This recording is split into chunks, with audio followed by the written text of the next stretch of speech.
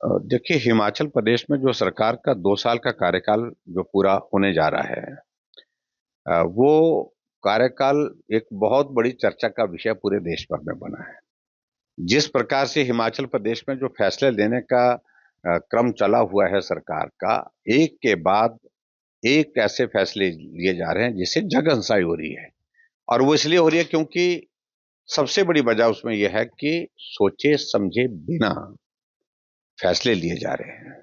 चाहे वो toilet tax का विषय है, चाहे टॉयलेट टैक्स के बाद हिमाचल प्रदेश में 2 साल से खाली पड़े पद हैं, उन पदों को समाप्त करने की घोषणा करना, नोटिफिकेशन करना। और 1.5 लाख पद, एक तरफ से कांग्रेस ने गारंटियां दे रखी है कि 5 लाख बेरोजगारों को नौकरी देंगे हिमाचल प्रदेश में 5 साल में। 1 लाख नौकरी देने का वादा 1 साल में किया था, कैबिनेट की पहली बैठक में किया था। और कहां उसके विपरीत हिमाचल प्रदेश में एक नोटिफिकेशन के माध्यम से 1.5 लाख से ज्यादा पद समाप्त कर दिए जो 2 साल से खाली पड़े। और आगे बढ़कर के अब समोसा कंट्रोवर्सी एक और ऐड हो गई कि मुख्यमंत्री जी के कार्यक्रम में समोसा आना था, वो नहीं आया, और जहां वो पहुंचना था वहां नहीं पहुंचा, इसलिए इसकी जांच होनी चाहिए। जांच सीआईडी को दे दी गई। और हैरानी की बात है कि अधिकारी भी किस किस तरह से काम कर रहे हैं कि जांच के आदेश दे दिए गए, जांच की रिपोर्ट आ गई और रिपोर्ट के मुताबिक सारी चीजें उसमें ये समोसा आना था, नहीं आया। और उसको ऊपर से ये बता दिया कि ये सरकार विरोधी गतिविधि है, एंटी गवर्नमेंट एक्टिविटी है।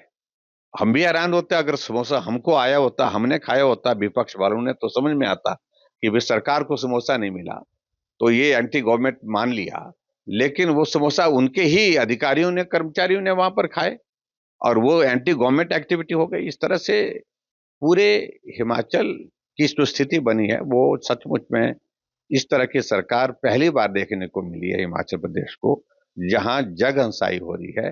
हिमाचल का हर व्यक्ति ह्यूमिलेटेड, यानी कि वो अपमानित महसूस कर रहा है। देखिए, हमें तख्ता पलटने का विषय नहीं है। सरकार बने तो सोच समझकर फैसला कम से कम करे, ये तो जरूरी है। और अभी हाल ही में एक फैसला और आया, हाई कोर्ट का सीपीएस का फैसला आया। और सीपीएस बड़े मामले में हम पहले दिन से इस बात को कह रहे थे कि ये गैर कानूनी है, ये संवैधानिक के अनुरूप नहीं है, असंवैधानिक है ये। क्योंकि जब एक्ट बन गया है कि 15% से ज्यादा आप मंत्रिमंडल के सदस्य नहीं बना सकते हैं, और 6 सीपीएस बना दिया, कैबिनेट के दर्जे के साथ बना दिए गए। अभी और इनके चेयरमैन, वाइस चेयरमैन, एडवाइजर जो है वो भी कैबिनेट रैंक के साथ है, उनकी संख्या भी ऐसी है। तो आखिरकार उनके बारे में भी सोचना पड़ेगा। लेकिन फिलहाल सीपीएस को हाई कोर्ट ने बहुत लंबे समय से जो फैसला जो है वो अपेक्षित था आने को, फैसला आया, उनकी सुविधाएं वापस ले ली, उनको हटा दिया गया है और अब जाकर के सुप्रीम कोर्ट में चले गए। हैरानी की बात इस बात की है कि 6 करोड़ से ज्यादा पैसा सीपीएस की कुर्सी बचाने के लिए हिमाचल प्रदेश हाई कोर्ट में दिल्ली से वकील ला ला करके, एडवोकेट ला ला करके खड़े करने के लिए खर्च कर दिया।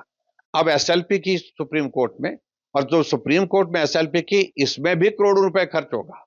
क्योंकि दिल्ली के सुप्रीम कोर्ट में जो वकील हैं वो तो 50 लाख, 1 लाख, 1 करोड़ से नीचे खड़े ही नहीं होते हैं।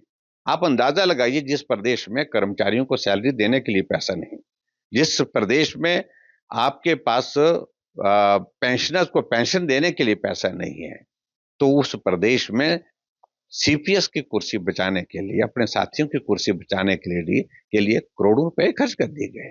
देखिए, एक तो हरियाणा की जनता को मैं साधुवाद देता हूं, उनको बधाई देता हूं। और शायद इस बात को लेकर के हरियाणा हमारा हिमाचल के बिल्कुल पड़ोस में है, उनको लगा कि हिमाचल में ऐसे हालात पैदा हो गए, वो हालात हरियाणा में नहीं बनने चाहिए। और हम लोगों के बीच में जाकर के वहां बात कहने के लिए निकले थे। हरियाणा में जहां भी गए हमने यही कहा कि मेहरबानी करके जो हालात कांग्रेस ने हिमाचल प्रदेश के किए हैं, वो कांग्रेस को हरियाणा के मत करने दीजिए। और उन्होंने अच्छा फैसला किया, लगातार तीसरी बार भारतीय जनता पार्टी की सरकार बनी। और मुझे उम्मीद है कि ये फ्री बीज का और ये जो गारंटी का, खटाखट गारंटियों का दौर समाप्त हो गया। ना महाराष्ट्र में कांग्रेस या इनकी जो इंडी गठबंधन की सरकार बनेगी, और ना ही झारखंड में बनेगी। तो भाजपा की गठबंधन की सरकार, एनडीए गठबंधन की सरकार बनेगी। और निश्चित रूप से दोनों राज्यों में एनडीए गठबंधन की सरकार बनकर के नरेंद्र मोदी जी को मजबूती मिलेगी। मैं केंद्र सरकार के इस फैसले का अभिनंदन करता हूँ, स्वागत करता हूँ।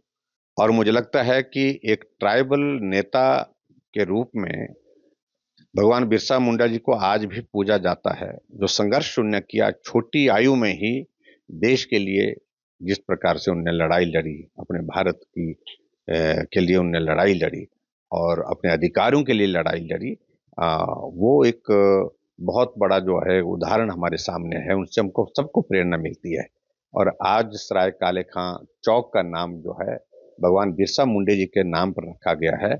मैं केंद्र सरकार को, आदरणीय प्रधानमंत्री जी, गृह मंत्री जी को बहुत बहुत बधाई देता हूं और इस निर्णय का, इस फैसले का अभिनंदन करता हूं, स्वागत करता हूं। ये सचमुच में चर्चा के विषय तो होते रहे, लेकिन एक यूनिवर्सिटी में इस प्रकार के काम हो रहे हैं, वहां कन्वर्जन पर कुछ लोग जो है फोर्स कर रहे हैं, स्टूडेंट्स को फोर्स कर रहे हैं, बाकी लोगों को फोर्स कर रहे हैं। तो उसकी रिपोर्ट की जो जानकारी हमको मिली है कि रिपोर्ट उस पे आई है, उसमें ये पाया गया है, तो समझता हूं मैं बहुत ही दुर्भाग्यपूर्ण है। और ऐसे दोषी लोगों के खिलाफ कार्रवाई होनी चाहिए, सख्त कार्रवाई होनी चाहिए। इन लोगों को पहचानने की आवश्यकता है और कार्रवाई इस तरह की होनी चाहिए ताकि आगे आने वाले समय के लिए एक बहुत मजबूत संदेश इसके माध्यम से जा सके।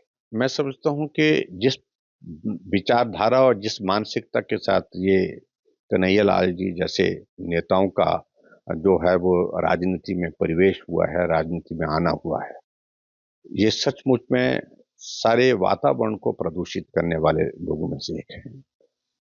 जितना गंदा बोल सकते हैं, जितना अभद्र टिप्पणियां कर सकते हैं, राजनीतिक दृष्टि से पार्टी के खिलाफ बोले, विचार के खिलाफ बोले तो भी समझाता, लेकिन इनको आनंद आता है कि व्यक्तिगत रूप से टिप्पणियां करने के लिए, परिवार के ऊपर टिप्पणियां करने की, परिवार के सदस्यों के ऊपर टिप्पणियां करना, ये मैं समझता हूं कि बहुत ही एक नीचे का स्तर उन्होंने छू लिया है। बहुत बड़ी गिरावट है उनकी सोच में, उनके सारी बातों में। और इसलिए ऐसे नेताओं के बारे में तो बोलना भी अच्छा नहीं लगता है। ये बहुत बड़ा दुर्भाग्य है कि ऐसे नेताओं को तरजीह दी जा रही है जो गालियों के सिवाय और कुछ कर नहीं सकते हैं। और मुझे लगता है कि उनकी जानकारी बहुत कमजोर है और कुछ लोगों की मानसिकता इस प्रकार से है, उस मानसिकता को बदलने की जो है आज की तारीख में आवश्यकता है। और धीरे धीरे निश्चित रूप से जो हालात बन रहे हैं, परिस्थितियां बन रही हैं, वो ये मानसिकता विवश होकर के बदलनी भी पड़ेगी, उनको छोड़नी भी पड़ेगी। राष्ट्रीय स्वयंसेवक संघ ऐसा एक संगठन है जिसने देश की आजादी से लेकर के आज तक के समाज में समाज हित के लिए, जनहित के लिए, समाज सेवा के लिए जो कार्य किए हैं, उनको कोई आदमी झुठला नहीं सकता है। सारे के सारे लोग अगर इस बात को कहते हैं तो राष्ट्रीय स्वयंसेवक संघ का एक बहुत बड़ा योगदान इस देश के निर्माण से लेकर के वर्तमान स्थिति में समाज के निर्माण के लिए, राष्ट्र निर्माण के लिए रहा है। और जो महानुभाव कह रहे हैं, उनके दिमाग का दिवालियापन निकल गया है मुझे लगता है। और उनको इन सारी चीजों को कहने की आवश्यकता इसलिए लग रही है क्योंकि आज की तारीख में कुछ लोगों की आदत बन गई जो अच्छा काम कर रहे हैं और उनको आगे बढ़ते हुए, उनको मजबूत होते हुए जब देखते हैं तो गाली देने का मन करता है उनका, और वो गाली देने की कोशिश कर रहे हैं। लेकिन इससे हम विचलित नहीं होने वाले हैं। राष्ट्रीय स्वयंसेवक को संघ को उनसे परिचय की आवश्यकता नहीं है, उनसे कोई सर्टिफिकेट की आवश्यकता नहीं।